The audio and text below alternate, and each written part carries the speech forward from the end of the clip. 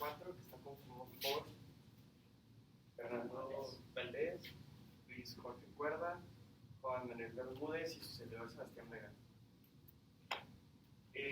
Los supercapacitores, ¿qué son? Bueno, los supercapacitores, también conocidos como supercondensadores, son dispositivos de almacenamiento de energía que se encuentran entre las baterías y los capacitores convencionales. Los supercapacitores, bueno, las baterías obtienen su energía de manera química, los capacitores convencionales de manera eléctrica y los supercapacitores almacenan energía en forma de carga electrostática en una interfaz de doble capa eléctrica. Esto quiere decir que almacenan energía gracias a los iones que sobre esa capa generan unos electrodos porosos y esto sirve para tener una carga y descarga muy rápida.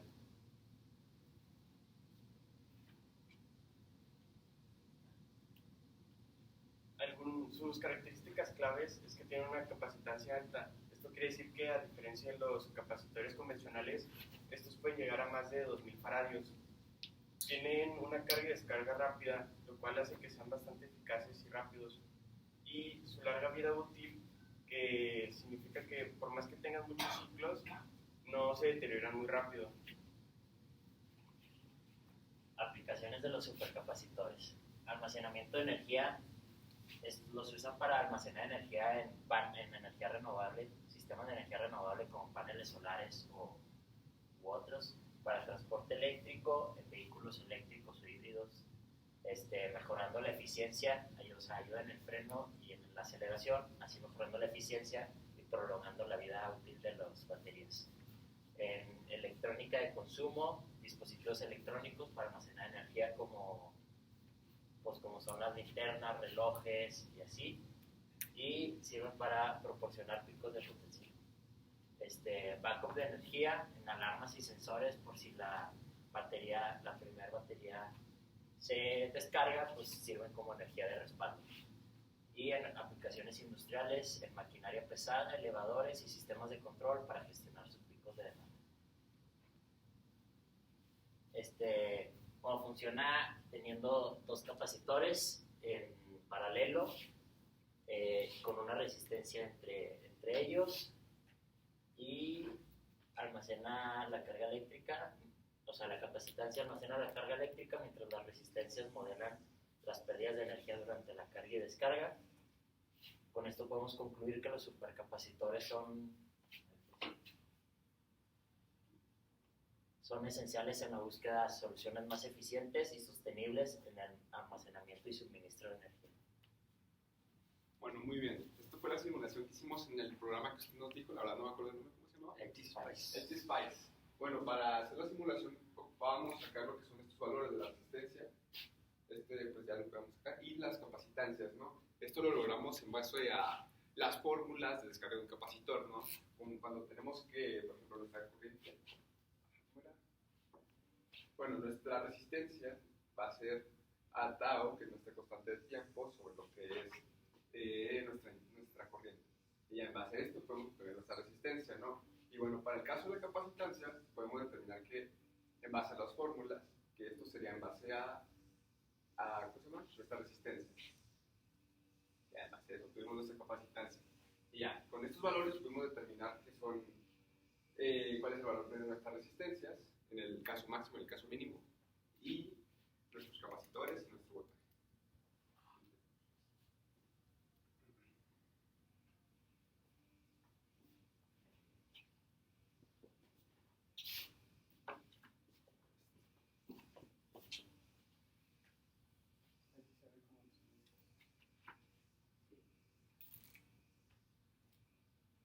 ¿Se puede?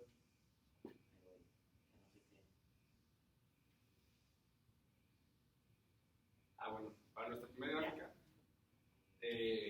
bueno, esta la desarrollamos en MATLAB, haciendo algo muy similar a lo que hicimos en el examen. Y aquí lo único que hicimos fue hacer nuestra corriente, que es nuestra I, en función de algún tiempo. Y en base a eso graficamos y nos dio que nos da este tipo de gráfica. Y en la otra nomás hicimos el voltaje sobre el tiempo.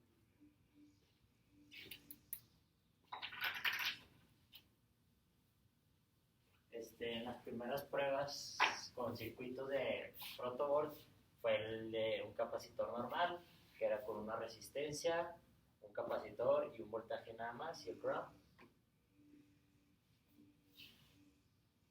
Este es el físico. Aquí podemos ver que está el capacitor, la resistencia y el voltaje conectado. Y estas fueron las mediciones, que en la resistencia pues 0 y casi el 100% del voltaje en el capacitor, pues está muy difícil que sea el 100. Luego, pues, durante estas 5 semanas, pues hemos aprendido a ir construyendo estos supercapacitores en el protobot, como lo tenemos aquí, y pues la verdad es que nuestro entendimiento y nuestras habilidades fueron mejorando gradualmente. Aquí, como puede ver, pues al principio empezamos nada más con una resistencia, un capacitor y los cables que lo conectaban a la fuente de energía, la batería, que en este caso en las 3 simulaciones que tenemos usamos una batería de 9 volts.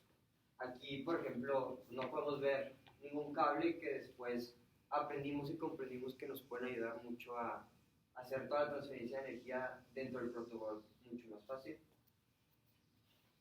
Y luego aquí ya están un poquito más las mediciones de voltaje. Podemos ver aquí en estas imágenes de la izquierda cómo el valor de uno de los capacitores es menor a 1, mientras que en el otro es 7.26 y 7.63, en el cual pues obviamente no están correctos, pero fue como íbamos pues, aprendiendo a usar este protoboard, los voltajes, los capacitores y las resistencias. Y luego ya finalmente tocó modelar un circuito equivalente a un supercapacitor, en el cual utilizamos un voltaje de 9 volts, que es básicamente el físico que tenemos ahí. Utilizamos 2 resistencias, las 2 de 100 ohms, y utilizamos 2 capacitores en paralelo de 100 microfarads. Y todo eso fue con la ayuda del T-Spice. Y luego ahora sí ya está aquí el supercapacitor. Como podemos ver, pues ya se ve un aumento mucho mejor y un entregable con mayor presentación a las otras 2 prácticas que hicimos. En este caso podemos ver pues, la batería, que en este caso es 9 volts, conectada mediante 2 cables. El negro se va a conectar al extremo negativo del protoboard y el rojo se va a conectar al extremo positivo. En este caso utilizamos pues, los 2 capacitores y las 2 resistencias. Aquí en este cuadrado en el que se encuentra encerrado por los 2 capacitores en sus extremos y la resistencia en el extremo superior, pues es básicamente lo que consiste el supercapacitor. Y en este caso utilizamos, pues para temas estéticos y para que no se juntaran tanto los cables, decidimos poner la batería del otro lado y los cables empezaban de izquierda a derecha, como estaba modelado en el T-Spice, en la simulación, en el esquema. En este caso, pues se conectaban los cables, van directo al capacitor, y aquí salen otros cables en los cuales lleva el capacitor, y luego el capacitor a la resistencia al capacitor, del capacitor a la resistencia y la resistencia al extremo negativo, que es el cual está conectado a la batería. Y ahora sí, aquí tenemos las mediciones de voltaje. Estas son para las resistencias. En la primera resistencia R1 nos dio un valor de 0.24 volts, y en la 2 nos dio un valor de 0.09 volts.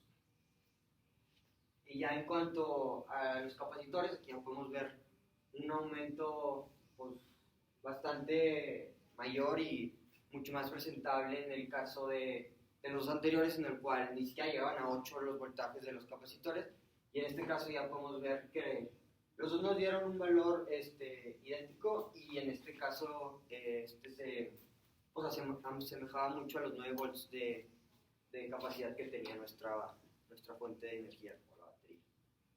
Y ya por último, nada más añadimos la gráfica que nos salió en el T-Spice para este supercapacitor, en el cual podemos ver como pues el voltaje va hasta 9 volts, y aquí podemos ver con esta línea roja, el cual son los 2 capacitores, en el cual pues aquí se va asemejando mucho está como la mitad, y pues eso más o menos es el 8.4 volts que tienen de capacidad de energía.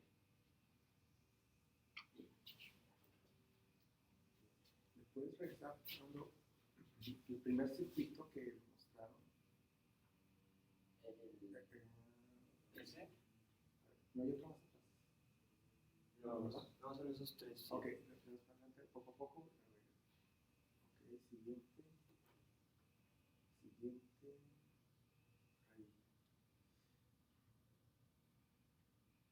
¿Sí usaron ese circuito para trabajar? No. No, eso nada más fue. Sí, no, este está mal. Por Fue eso. la primera Por eso. prueba de- Sí, porque lo veo peligroso y las cosas. Sí, no, por eso fue como que quisimos poner nuestro mejoramiento y nuestra.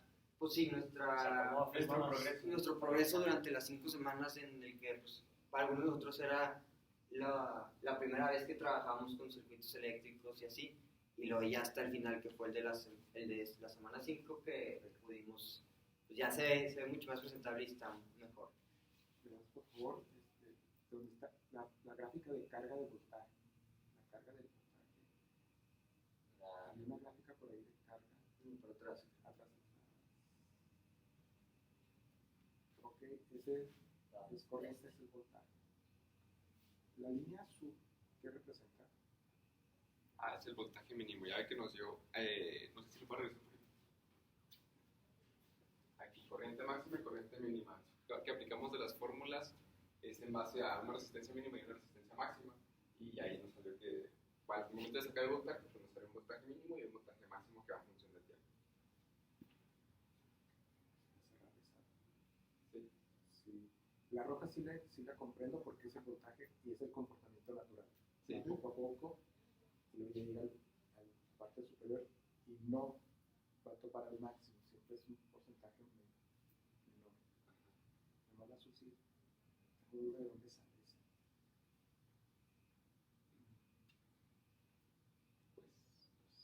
Las unidades de abajo, son de tiempo. ¿en qué unidades? Es en segundos. Segundos. Sí. 2.5 segundos ya llegan casi al máximo. Sí, fue el tiempo que está. ¿Y el voltaje es punto 1, punto 2 o es 1, 2, 3? Nomás llego desde aquí. Punto 1. Punto 1.